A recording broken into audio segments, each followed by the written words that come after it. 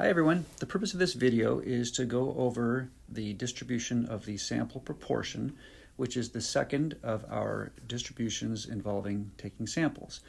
In this case, we're talking about sample proportions. And if you look at these problems, they will always give you some kind of a sample proportion. For example, we start with a sample population proportion P. That's the true value of the population proportion. And we always have to have a sample of some size that's taken. Sample size is n. And the sample proportion is always calculated with this funny little notation p hat, which is equal to x over n. So it's the number of times something happens divided by the total. That is the same as the empirical probability that we calculated when we did the probability chapter back in chapter 5. Okay, so the parameters of the p hat distribution, so we're always talking about p hat. That's our distribution. It's our new variable. And we know that the mean is equal to whatever the population proportion is. And the standard deviation is given by this crazy formula right there, where we have to do the square root of the proportion from the population times 1 minus that proportion divided by n. And the last thing is whether or not it is normal. If it's normal, that condition has to be checked by making sure that this product is greater than or equal to 10. That's the same thing we used with binomial probability distributions to decide if the binomial distribution was normal or not, if it was bell-shaped. Okay, so these are the same three things that we always check. The mean, which is the center, the standard deviation, which is how widely dispersed the data distribution is, and then what's its shape, whether it's normal or not. Okay, so let's move on to the first question here, and we will use these formulas in this example. All right. So the first question says, in the United States, 69% of homes subscribe to at least one digital streaming service. Random samples of 160 samples are surveyed in different markets. Okay, so right there we know two things. We know that n equals 160 because we have a random sample of 160 households. We also know that the true population proportion is given as 69%. So P is equal to 69%.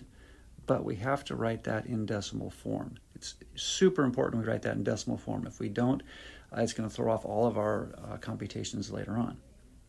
Okay, so that's what we know.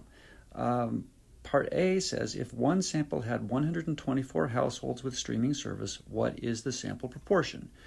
Okay, so that 124, that's the x value. So when we write p hat equals x over n, we now know what that sample proportion is. It's 124 divided by the sample size, which was 160. And 124 divided by 160 is 0.775.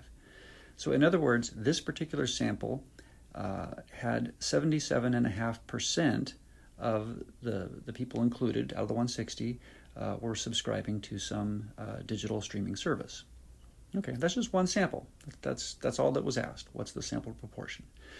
So part B asks for what is the mean, which is the center, the standard deviation, which is how widely dispersed it is, and whether or not it's normal. That's the shape. Those are these three things that I've highlighted right up here.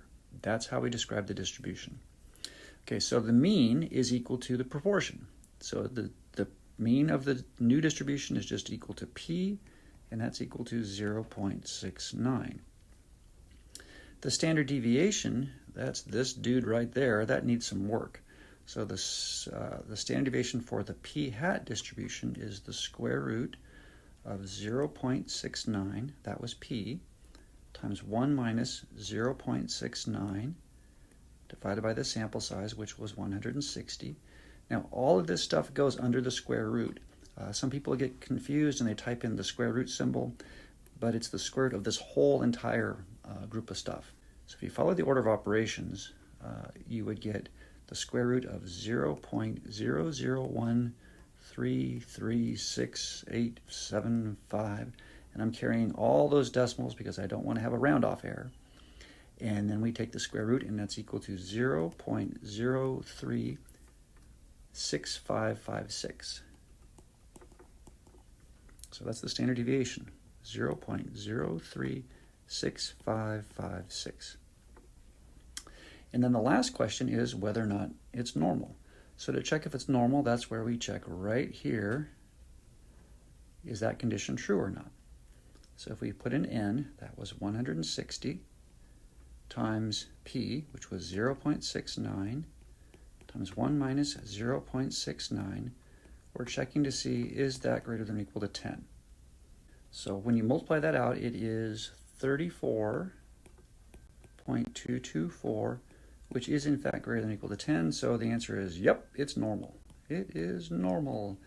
And that's great because that means we can use our app in order to find probabilities.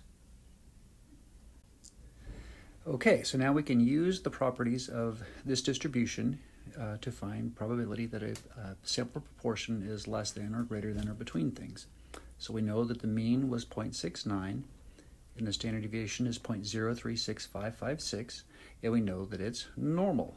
Yes, we knew it was normal. So I already drew the normal curves for part C and part D, and now we will try to figure out what that means.